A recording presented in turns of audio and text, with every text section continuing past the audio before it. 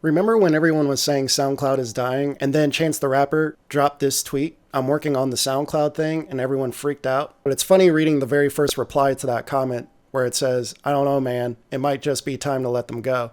He then followed that up the very next day saying, just had a very fruitful call with Alex Jung, and then says SoundCloud is here to stay. This was back in 2017, but even then, people were feeling SoundCloud was dying. Some people said that it was already dead. But at the end of the day, SoundCloud is still here. But something very interesting happened just a few days ago. During one of my live streams, I got a comment in the chat from one of my subscribers saying that SoundCloud was going to limit all of the free accounts to only 15 tracks. And I know my jaw dropped. I don't really use SoundCloud as much as my other social media platforms. The only time I ever did use SoundCloud was for my 30-day beat challenge that I did last year, which I planned on doing again this year, or I should say this coming year in 2020, right around February. But I definitely had plans to use SoundCloud again to upload all those tracks. But then not too long after SoundCloud made that announcement, they took all of that back, and I got this email from them. And the subject of the email says, we heard you, upload limits are not changing on Monday.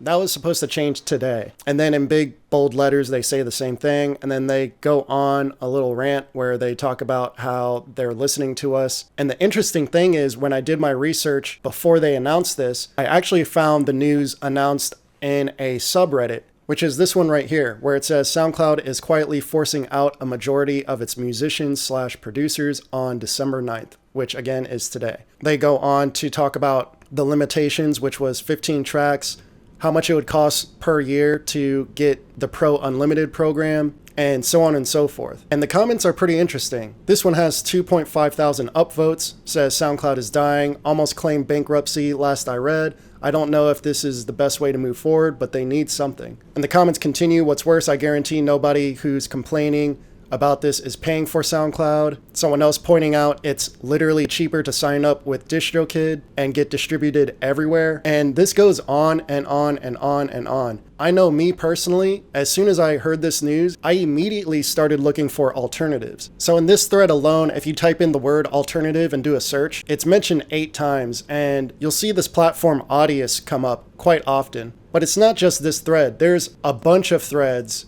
on Reddit where people are talking about SoundCloud alternatives, and this went on for a couple days. But then after I got that email, I decided to go ahead and post the good news. So here's my post in the FL Studio subreddit where it says, congrats, you guys changed SoundCloud's mind. And there's an interesting comment here where it says, I personally can't help but to feel that this was a publicity stunt. I've actually seen quite a few people say that, and to be 100% honest, I actually came to that same conclusion as soon as I read the email. However, even if it was purposely done to get more attention to SoundCloud, I don't think that it worked in their favor because of the reaction that everyone had.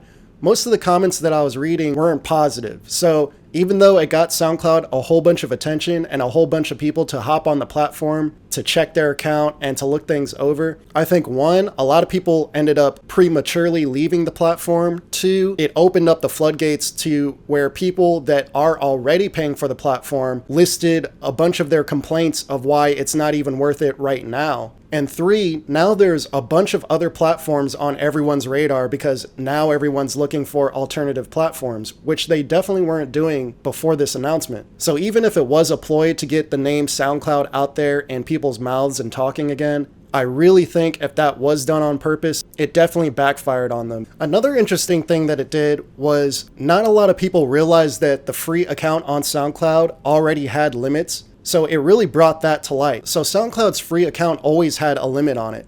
It just wasn't 15 tracks. The limit was 3 hours of upload time. So now a lot more people are more aware that the free account is limited. And when you compare them to these other platforms, it really shines a light on how much better some of these other platforms are in terms of their overall model and structure. But even besides that, last year, or not last year, it was actually this year, this past February, I uploaded 30 tracks to SoundCloud, 30 days in a row, and that resulted in 2,363 plays. So I haven't uploaded anything since then and nothing before then. But at the same time, I was uploading to another streaming platform Audiomack. I'm going to go over the three main alternatives that I kept running into, and then some of the cons about these alternatives. So like I said, 2,000 views here, but then when we click over to Audiomack, I had 20,000 plays instead. So about 10 times the amount of people listen to my tracks on Audiomack compared to SoundCloud.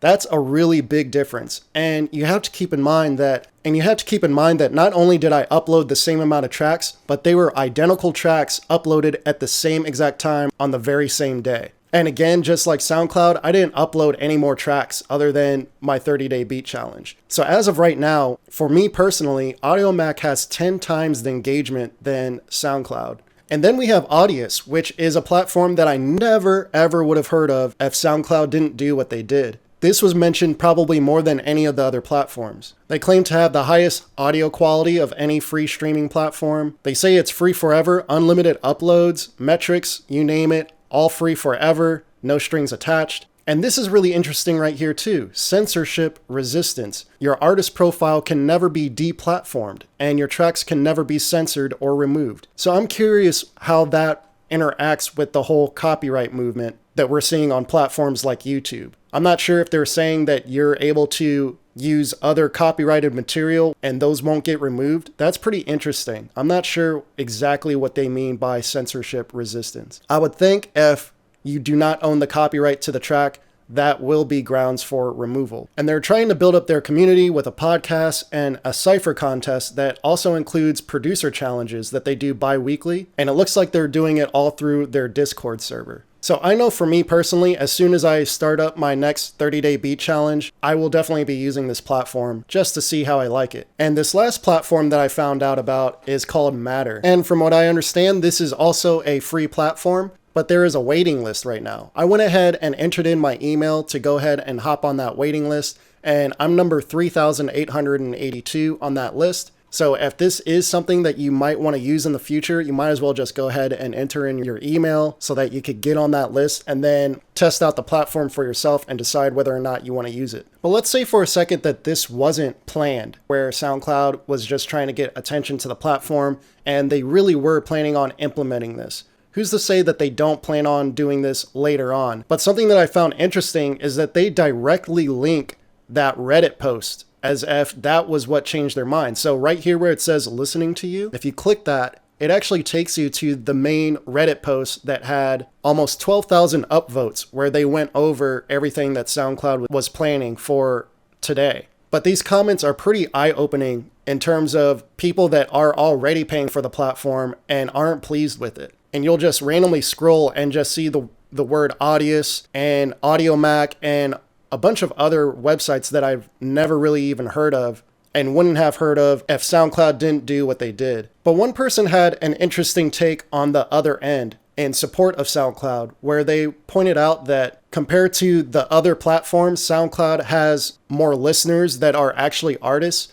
I don't know if that's true. Either way, when I'm getting 10 times more listeners on, say, for example, Audiomack, I can't imagine that it's only producers that are listening to those tracks. But for these newer platforms that are popping up, or that might have been around for a little while, but we just didn't know about them, sure enough, those probably aren't going to have the same amount of listeners than a SoundCloud or even Audiomack at this point. They also pointed out the idea of SoundCloud being more of a social media platform compared to these other platforms because of the ability to comment right on the track. So that I can understand, but I think that gets into the idea of overvaluing things like social media platforms versus your business. Comments don't necessarily equal sales, especially if you're getting 10 times less the amount of listeners. And we're not even talking about the main streaming platforms like Spotify or Tidal or Apple Music. Like someone else mentioned, DistroKid will get you on all of the streaming platforms for just $20. And that's for the entire year. So why would you pay almost $20 every month just for a small segment on one website? Specifically a website that people have been claiming has been dying for years now.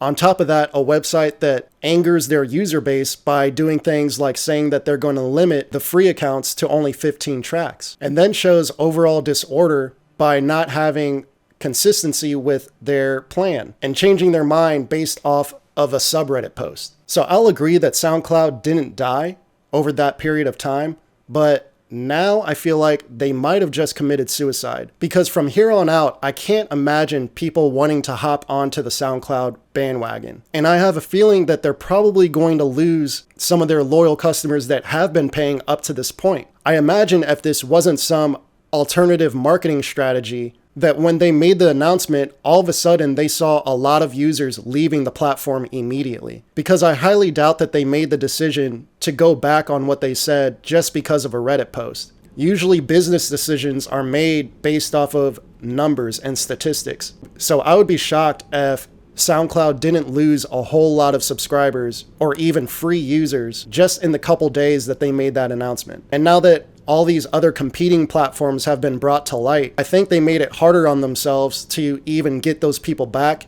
and especially to gain any new customers. People say that there's no such thing as bad publicity. I think this case right here will be the ultimate test of whether or not that's true. If all of a sudden we see a huge rise with SoundCloud, I think we can attribute that to this exact day. The day where SoundCloud changed their mind and decided to listen to their customers and ultimately give the people what they wanted. I think if they continue with that and prove that they really are listening, they could really turn things around. Many people just plan on staying with the platform and just adding the other platforms to their palette, which I personally think is the best strategy. I wouldn't quite abandon SoundCloud yet. So I know when I do my next 30-day beat challenge, it will definitely be posted on SoundCloud as well. And I'm going to be paying attention to those numbers compared to these other streaming platforms and see how they perform. And I will definitely report back to you guys on how that goes. So comment down below whether or not you plan on sticking with SoundCloud and whether or not you thought that this was a part of their strategy or if you just think that they messed up. And if you want to see future updates on these other streaming platforms and what happens with SoundCloud as time goes on, definitely hit that subscribe button because I definitely plan on reporting this throughout the next coming months. Peace.